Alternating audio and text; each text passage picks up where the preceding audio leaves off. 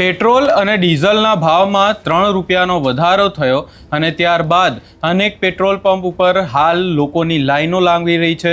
લોકો ક્યાંક ને ક્યાંક આખી બાબતને લઈને અનેક સવાલો પણ ઊભા કરી રહ્યા છે। પરંતુ આ તમામ ચર્ચાઓની વચ્ચે હવે જે પેટ્રોલ પંપ પરથી વિડીયો વાયરલ થઈ રહ્યા છે એને લઈને અનેક ચર્ચાઓ થઈ રહી છે અને હવે શું બાબત સામે આવી છે એની વિગતે ચર્ચા કરીશું। નમસ્કાર, હું છું ઉજ્જવલ અને આપ જોઈ રહ્યા છો નિર્ભય ન્યૂઝ।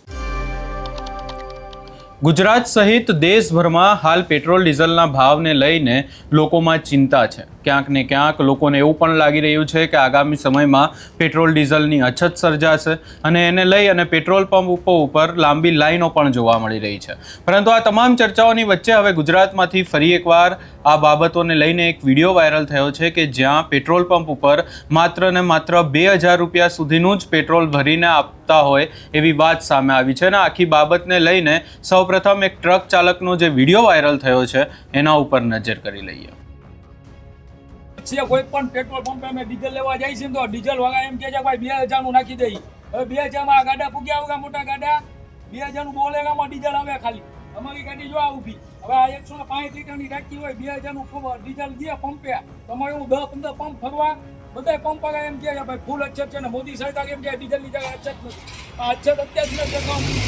અત્યારે અમદાવાદ જવી તો 2000 ના ડીઝલમાં આવી ગયા પછી ગાડી 2000 નું ડીઝલ દે તો આ ખોટી વાતો છે। કોઈ બધા પંપ વાળા એમ કે ભાઈ 2000 તમે જો ડીઝલ દે એનાથી વધારે ડીઝલ નહીં દે।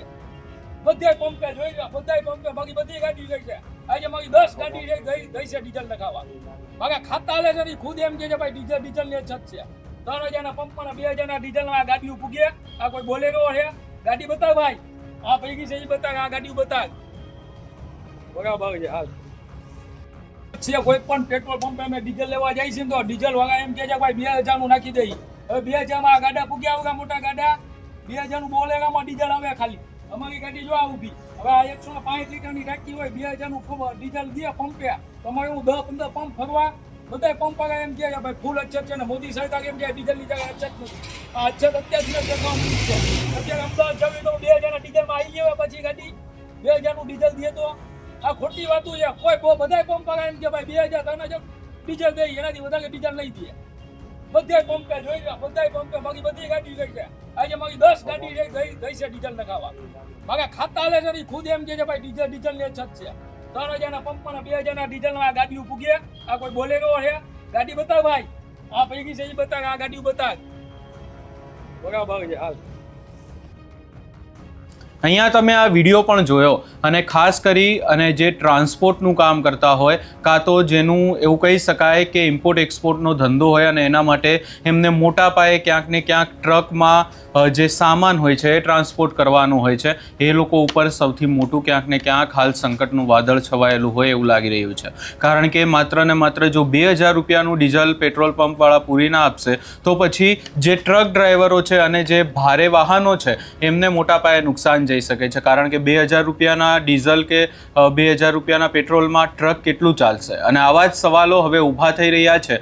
ખાસ કરીને આ વિડીયો વાયરલ થયો ને ત્યારબાદ અનેક ચર્ચાઓ થઈ રહી છે કે શું હવે પેટ્રોલ પંપ ઉપર માત્ર ને માત્ર 2000 રૂપિયા સુધીનું જે પેટ્રોલ કાં તો ડીઝલ છે એ આપવામાં આવશે। અને આવા તમામ સવાલોની વચ્ચે હવે આ જે વિડીયો વાયરલ થયો એને લઈને પણ અનેક ચર્ચાઓ થઈ રહી છે। માત્ર વાત અહીંયા નથી ઊભી રહેતી પરંતુ અનેક સવાલો ઊભા થઈ રહ્યા છે કે હવે શું ભારતમાં પેટ્રોલ ડીઝલનો જથ્થો ધીમે ધીમે પૂરો થઈ રહ્યો છે।